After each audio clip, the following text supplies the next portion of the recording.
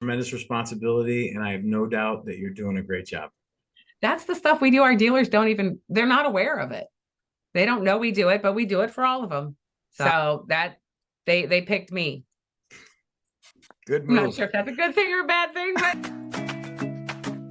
Welcome to the Sensei Playbook, the ultimate how-to podcast for growing and amplifying your brand within the digital world's 3-second landscape.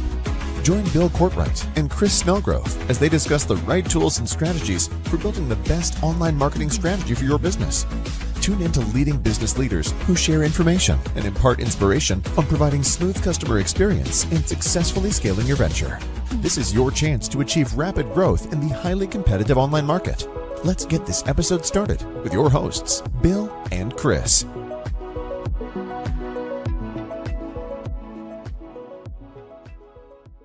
Hey, ladies and gentlemen, thank you for tuning into this week's episode of the Sensei Playbook Podcast, marketing strategy for the dealer world to do less and make more. This week's guest is absolutely outstanding. It is none other than Wendy Rinehart, the executive director of the Ohio Independent Auto Dealer Association, a 36-year car gal with a ton of great insights, information, inspiration, influence for anybody looking to grow their business or just survive selling used cars in Ohio and everywhere in the United States. Tune in. But on behalf of Chris and myself, Wendy, sincere gratitude for the opportunity to learn from you today. And I know your time is incredibly valuable to spend 30 to 45 minutes with a couple of marketing guys. It's a blessing for us. I'm sure it wasn't high on your list on a Friday, but just know that we're super, super grateful. It actually is. Thank you very much for having me, because this is a good break for me. It's different. It's a change of pace, and it's actually kind of refreshing. So I enjoy doing it, but thanks. Cool. Yeah, it's our pleasure. So let's start out by just, Wendy, if you'll tell us a little bit about your background and how you got started in the automotive industry. Well, I'm Wendy, and I started 36 years ago, quite by accident, getting into the car business. I had a great job at a regional purchasing office for DuPont, and DuPont as in the big chemical company DuPont. I started there at 16, and 2 years in, a friend of mine working at a car dealership said they had an opening for a cashier operator, and it paid 50 cents on the hour more, and I got overtime. So I left DuPont at 18 to go to work for a car dealership. Nice. Did you get a demo? No, not in the beginning. But fast forward and think about this. I've been in the car business 36 years now. Do the math. I could have retired from DuPont 8 years ago. Yeah, but you might have moved, but it was good. Yeah. So but you live the chemical-free lifestyle suits you. Right. Yes. So you started in the franchise world. Yes, at a Chrysler store. Okay. At which point did you transition to independent? Actually, at the Chrysler store, one of the owners, that was a partnership, 2 owners. One of the owners was big into used cars, and he would actually have me come down and run the used car desk when I was, 19 years old, almost as punishment to his sales guys, because they didn't like having a 19-year-old female tell them what to do. So he'd want to leave, and he'd have me come down and run the desk. But after 6.5 years at the Chrysler store, I went to work for Mannheim as their head title clerk at one of the auctions. And that put me in touch more with a lot of independent dealers. And from there, I went to work for another franchise, but this franchise had buy here, pay here stores and a related finance company. And they made me their inventory control manager. And at one point we had 21 stores in 3 states. So I was going to the auctions. I was running the little stores that, were all over the country. We had them in 3 different states. So that's how I really got introduced to independent living as far as the used car world. Yeah, we were just discussing that the other day, Bill and I, the difference between franchise and independent. And I was explaining in my experience, because I sold marketing solutions in the form of those little magazines for many, many years. Started with Auto Trader and then started a couple of different companies myself. You remember the little freebie magazines that you used to advertise and sell cars out of. But the independent world was completely different than the franchise. I mean, The owners can wear shorts. They can come in when they want. It's just a much more casual atmosphere. Yes. And there's a lot of freedom in owning an independent versus the franchise where guys are known to work 70, 80-hour work weeks. I knew a guy one time in the franchise world, and literally he went 3 months without a day off. His wife would bring the kids up to see him. Mhm. And I was just like, wow, I've lived that life. Yeah. Yeah. That's crazy, crazy hours. So the independent world is pretty refreshing. So Wendy, tell us, how did you get involved with the representation of independent dealers, namely the Ohio Independent Auto Dealer Association? The director before me was a gentleman by the name of Jim Mitchell. Sadly, he's passed away. But when I was with the franchise store that had the buy here, pay here stores, I flipped over at one point as their marketing rep for the related finance company. Since I had been in the auction, selling all of our trade-ins to these dealers, I knew basically every dealer in Ohio. So why wouldn't I go to these dealers and say, hey, let us do financing for you, for your customers? I already had a relationship. So they put me in that position, and I started going to independent stores, getting to know them and teaching them how to do financing and, indirect lending. But that's probably where I started becoming more of a consultant to them, as this is how you really should do it to be legal. And that's what put me in connection with the association, because, our finance company was part of the association. So the director and I got along, and they have their events, the annual events, the poker tournament, the golf outing. And where else do you meet new dealers but at the events? So as a rep, I want to go to all the events and meet all the dealers. And when the director was looking for kind of like a succession plan, I jokingly told him, when you're ready to retire, you call me a year before you're ready. I'll come in and do all the stuff you don't want to do. And then when you're ready to go, you turn the rest over to me, and I'll take over the association. Well, it was kind of a sideways joke, but kind of a little serious. It looked like a pretty good retirement gig. I figured I had 8 to 10 years before this guy did anything. I didn't realize a couple of years later he would get sick and call me and say, you need to take it. The board's going to get a hold of you. So it was kind of a lot faster than I thought, but that's how I ended up in the association.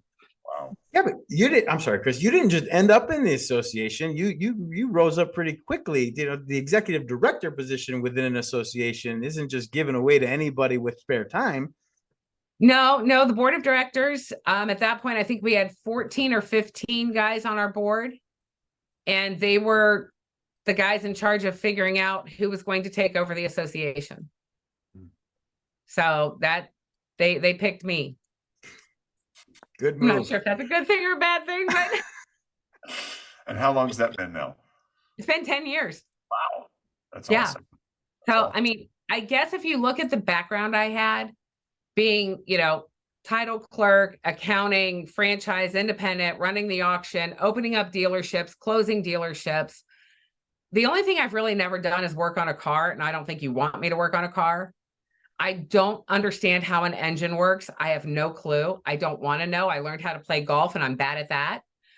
But I can tell you if it sounds like upper engine or lower engine noise, so I know if it sounds expensive or not to fix. But I have a pretty good pedigree for knowing a little bit of something about everything, but not being an expert in any of it. So the only thing I was lacking when I came here was probably the legislative end, understanding the politics. I mean, did you pay attention to state government when you were in high school? They taught us that, I guess. Yeah. Who I knew? think I took a test. I think I needed to take a test in Illinois. You had to pass a state constitution test. I don't remember it. I'm sure the girl next to me did well.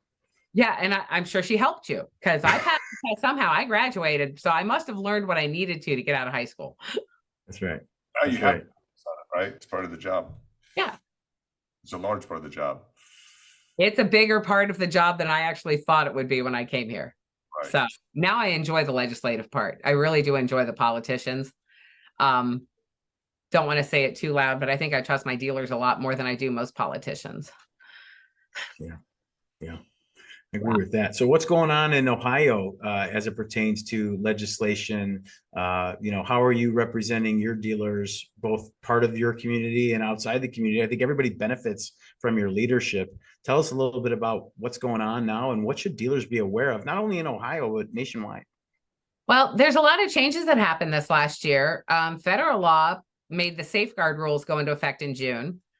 And we just had our convention last weekend, and we had a class that was titled, the new safeguard rules. What should you have done by now? Because a lot of guys haven't really embraced the fact that these are mandatory and you should be doing these changes in your dealership with monitoring your system for hackers and protecting all the customer information. So we're trying to get that out more and more. On a state level, we have rule review in Ohio. So we have laws and we have rules. And most of the car dealers, the used car dealers, are governed by the rules of the state for hours and, what they have to do to be a dealer. And last year they were supposed to review all 33 administrative codes for dealers, but they had to ask for an extension.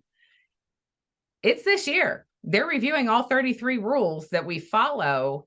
And I'm waiting to hear what their changes are so that we can get out in front of them and figure out, are they good changes, bad changes? Do we need to fight them? So that's what my fall looks like it's going to be. It's just fighting with our Bureau of Motor Vehicles to make sure the rules are fair for everybody. That's a tremendous responsibility, and I have no doubt that you're doing a great job. That's the stuff we do. Our dealers they're not aware of it. They don't know we do it, but we do it for all of them. So they have a problem, they can call. What advice, Wendy, would you give to someone just getting into the independent, say they've worked in a franchise, they're ready to branch out, they were ready to go on their own. What advice would you give that person getting into the independent? Don't do it. No. Don't do it. Run. What are you thinking? No. It's actually a very good industry. It's been great to many people. It's kind of an odd time. So I think if somebody's thinking about doing it, they really need to make sure they're very well capitalized before they jump into it. A lot of the floor plan companies are very tight about what they're doing right now. They're all kind of in risk mode with the economy the way it is. And, vehicle inventory is hard to get, parts are hard to get, everything's hard to do. So they're being a little more cautious. The lenders, some of them have pulled out, some of them are being more cautious. So I think my advice to anyone thinking about doing it would be research everything and find out what you can get your hands on day one before you make the jump. Yeah. And make sure you can sustain your business for a year to two before, you have access to other options as far as lenders or floor plans.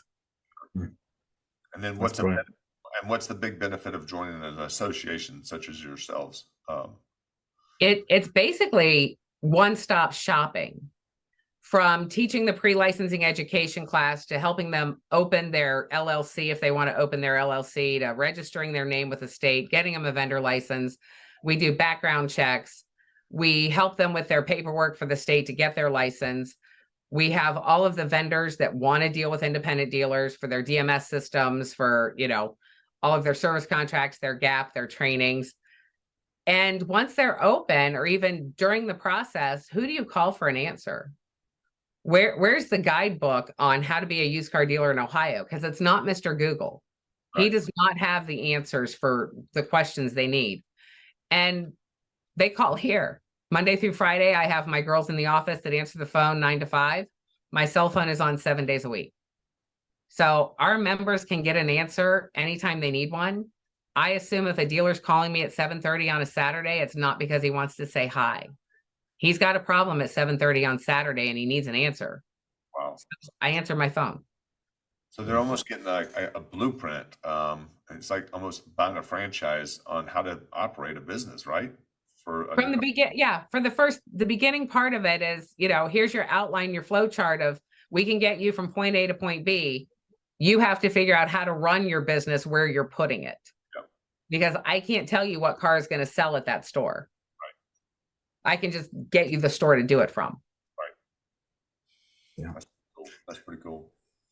Oh, Wendy, we talked yesterday about how competitive, and you just alluded to the fact that there's some scary changes and there's some rough weather, it seems like, in the independent dealer space in all of our lives, really. I mean, there's inflation, the interest rates are rising, floor plan companies are scared. Chris and I are obviously marketers, and we're hired to help grow businesses. And reputation is really at the forefront of everything we do. It's said that business isn't what we say it is, but rather what our customers and former customers have said that it is. What advice would you give dealers from a marketing perspective, whether they're in business or going into business, whether it's troubling times? It's said you're either in a storm, going into a storm, or coming out of a storm. So we're clearly going into one. What would you say is most important today from a marketing perspective that the dealer community needs to be aware of? They need to be adaptable. They need to look at what's been going on in our world, the Carvana, the Vroom, and they need to embrace the future. Is the future selling all of your cars online? Maybe not, but it's selling cars online. So you're going to have to be able to change with the times. You're going to have to market to the people that want the electric vehicle, that don't want, the gas guzzler, that don't want to come to your dealership. They want to buy their car in their bunny slippers from their couch. You have to be able to be everything to everyone, and you're going to have to learn it no matter what your age starts with. So adapt and roll with it, or you're going to get left behind. So that's my marketing advice. Do you think it's a young person's game? No, I'm not young. If I can figure it out, I mean, come on, might take us a little longer to figure it out. We might not like learning it, but we have to do it, especially if you still have 10, 20 years in front of you before you can get out. If you don't learn it, you have like 2 or 3 years in front of you and you're going to be out. That's right. So that's right. Great answer. Then to drill down further on that, like what advice would you give them in terms of paying attention to their reputation? Reviews are key. You have got to have not everybody has a perfect reviews. You've got Google, Yelp, Auto Trader. Everybody's got a review platform for you, right? You're going to get bad reviews. You may even get a bad review for your dealership that's from somebody else's dealership because they got you confused. But you have to respond to every review. You have to engage, and you have to be accessible to these people. And you can't hide from a bad review. It's like buying a bad car at the auction. It doesn't get any cheaper if you ignore it. All right. You got to fix the problem immediately. Same thing with a bad review. Get out in front of it and address it so that everyone that looks at these online can tell, as a customer, if you have a problem, you're not going to be ignored. Yeah. Excellent. That's excellent advice. Sure. Wish more dealers took that advice, because some of them will ignore them, not respond to the reviews, and just hope that people try to push it under the rug, and that doesn't work. People are looking at it. Guilty of it. I was guilty of it for our association. I was like, Google reviews. Yes, I need Google reviews. A nonprofit needs a Google review just as much as a for-profit company. Absolutely. So, yep. So yeah, I'm learning. Well, we talked a little bit about where we've been. We talk about where we are. I think it's just appropriate that we wrap up with the last few questions looking forward. Chris and I are eternally optimistic. We believe that the world's getting better, not worse. What do independent auto dealers in the state of Ohio and in the United States and marketers, and what do we have to look forward to? A crazy election year coming up next year. It's going to be chaos in our world, I think. I think right now, I hope optimistically, we're going to weather the storm and we're going to come out better on the other end. I think we're going to be better, stronger, and I'm not sure there'll be as many of us as there are right now at the end. But I don't know if that needs to happen. I think it might need to happen, a little thinning of the herd. But I think we're going to be better off in the long run. Once we get through this, think of all the things we've all learned. COVID taught us so many things that we didn't think we wanted to learn or were ready to learn. Not having the vehicles, the parts, and the ability to do what we're used to doing gets us out of our comfort zone, but I think it's going to make us stronger in the long run. So I think we've got a happy future. Yeah. The next 30 months are going to be interesting for sure. Yes. Yeah. Mm-hmm. Yeah. Well, like you said, if it doesn't kill us, it'll make us stronger. And if you had a melanoma, it's not going away by putting a Band-Aid on it. Sooner or later, we got to face it. We got to follow it. We got to fix it. And I think your terminology of the thinning or the leaning, I think that's the cream is going to rise to the top, and it creates a healthier environment. I think both for consumers and dealers. I think at the end of the day, you're getting a better product, you're getting a better experience, and the better companies are going to be there. And that's just capitalism. Let me be clear. When I say a thinning of the herd and, the good ones are going to come to the top, like you said, I don't mean the bigger ones. I mean the better ones. They can be any size dealership to be a better dealership. It doesn't have to be a multi-rooftop. It doesn't have to be a 400 car a month store or a 50 car a month store. It can be a 15 or 20 car a month store and still rise to the top and be part of the herd that stays strong. So I don't want any of our independents to think the little guy's going away, but the good guys need to stay and they get stronger. You heard it here first. Wendy said it. Size doesn't matter. It's true. Thank God we're in the car business. That's awesome. Chris, take us home with the last couple of questions. Yeah. I mean, how do you feel AI and marketing automation is affecting the independent world? We spoke about it briefly yesterday. I think it's scaring them all to death. They need education on this. They need a lot of education on this. And it can't be, dealerships do not absorb things in bulk. They need to be spoon-fed small doses at a time, kind of like step by step. Here's how you open your dealership. Same thing with AI. I mean, it's everywhere. All you hear is AI and how scary it is and how it's going to take over the world. But what is AI in the car dealer mind? If they don't understand what it is, how are you telling them what to do with it? So I think there's a lot of companies out there that need to start educating these guys slowly and get them up to speed on what it is and how they can use it effectively with their dealership, in their marketing and everything else they need to do. Yep. Great. Yep. Or get left behind. Yes. You don't want to be left behind. Right. So last question, and we'll wrap. I guess if you'll give us the primary mission of your association. I don't think we talked about that. We are here to promote, protect, and educate the independent dealer of Ohio. Nice. Their motto in our association for our dealers is we are stronger together.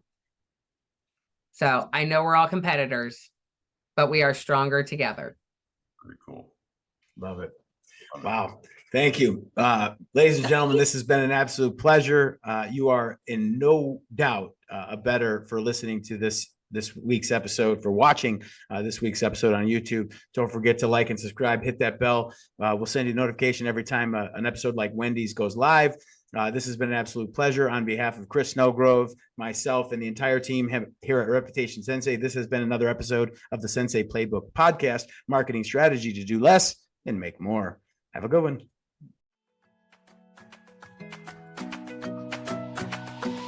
That's all for this episode of the Sensei Playbook. May these strategies help you build a powerful business roadmap and dominate the online marketplace right now. Be sure not to miss another episode jam-packed with valuable advice from our marketing martial artists, Bill and Chris, by subscribing to the podcast at podcast.reputationsensei.com. Don't forget to share with your friends and fellow entrepreneurs who also aspire for massive business success. Thank you for listening. Until next time.